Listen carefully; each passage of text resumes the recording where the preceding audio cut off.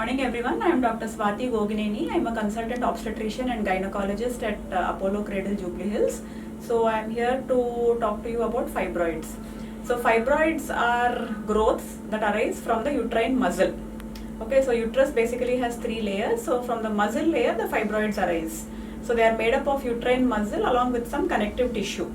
So fibroids are actually very common in the reproductive age group. So depending on the location of fibroids, they are classified into different types. So broadly they are of three types. They are called intramural fibroids, submucous fibroids and subserosal fibroids. So all fibroids arise basically from the uterine muscle layer only.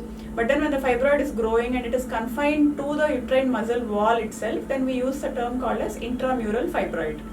But supposing the fibroid starts growing towards the outer side, so it has the muscle cell layer only, but when it is growing towards the outer side, we use the term called as subserosal fibroid.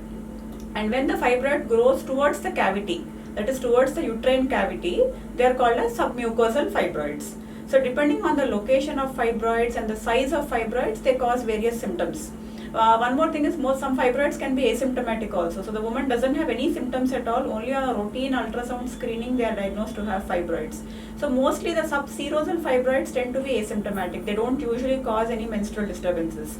But the submucosal fibroids and the intramural fibroids usually cause symptoms. And symptoms can be heavy bleeding during periods, or they can be prolonged number of days of bleeding, or they can just have some irregular bleeding, or sometimes they come with pain abdomen. So subserosal fibroids, especially when they are very big in size, they can actually present with pain.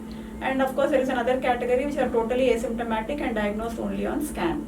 And apart from this, little rarer type is the cervical fibroid, which actually arises from the cervix.